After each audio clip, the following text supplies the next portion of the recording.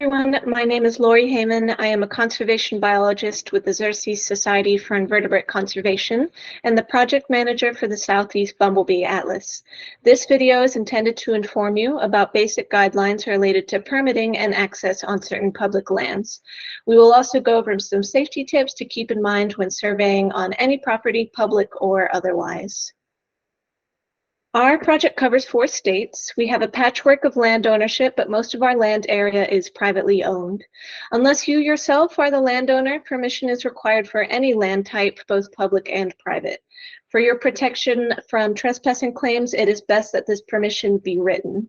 For certain public lands, especially state and federally owned properties, this written permission must be obtained in the form of a formal permit. Different land management agencies have different permitting systems and different requirements as part of those systems. For the Southeast Bumble Bee Atlas specifically, most of our properties allow for a blanket permit that covers all trained participants. Some properties require an extra step in which participants must get their name and contact details added to the existing permit and then approved. A handful of properties have additional rules and regulations and require direct dialogue between you, the participant, myself, the project manager, and the land manager. Nearly all properties will require to notify the land manager of your plans before your planned survey date. This form is intended to get you the information you need for whatever land type you are interested in surveying. And please note that filling out this form does not constitute permission in and of itself, but gets the process started. In terms of getting started, you're already on track if you are watching this video. The first step is to obtain training either via an in-person workshop or the recorded training on the SEBA resources page or Xerces YouTube page. You will then use this form and use the drop-down menus to select your site of interest. If you are interested in multiple sites, please make multiple submissions. If you do not see your site listed in our drop-down menu, that means we do not have an existing permitting pipeline for that site type, and you will need to independently acquire permission from the landowners. Once you have submitted your form or forms, you will receive an email with further instructions. In many cases, this email will contain the required permit. In other cases, this email will prompt you to notify me with your contact details so that I can put you in the queue for final approval. And in a minority of cases, the email will contain instructions for coordinating directly with myself and land managers. Please carefully review the emails and the attachments.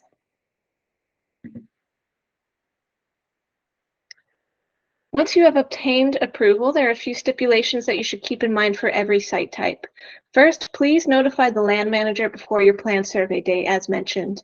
The land manager will be able to let you know if that day is feasible or if there are any land management activities that may interfere with your survey. When your survey date arrives, please be sure to carry a copy of your permit on your person, either digitally or as a physical document.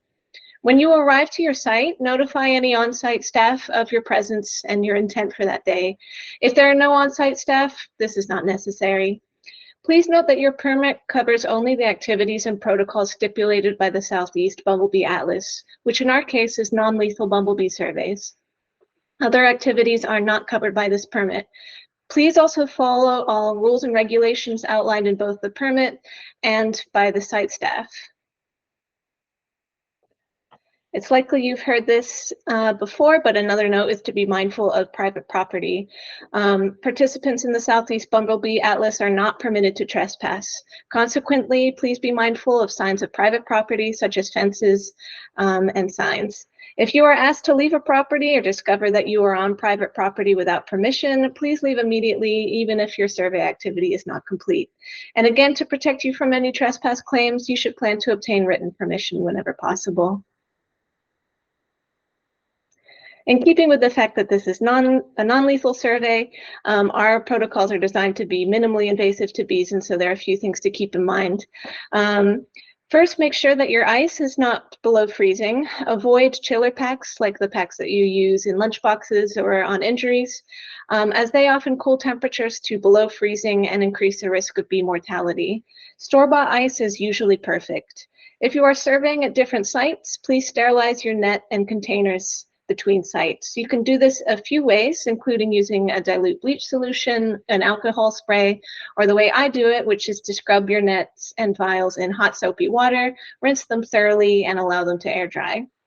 By the same principle, it's also a good idea to wipe down the bottom of your shoes between sites to avoid spreading pathogens or plant seeds. Limit your bees' time in their vials while at ambient temperature by being expedient about getting them on ice, as the vials can heat up quickly. Bees can stay on the ice for a relatively long time, but 2 hours is a good rule of thumb for the maximum time. Finally, release your bees within about 100 meters of where you caught them so that they are minimally disoriented and can get back right to doing their thing. If you suspect you have caught a rusty-patched bumblebee, which is our federally listed species, please notify me immediately. You can reach me at lori.heyman@xerces.org. Do not share this location with others, and when entering this observation on Bumblebee Watch, please check the box marked private to hide the location from other users. In addition to keeping the bees safe, it is also important to keep your own safety a priority.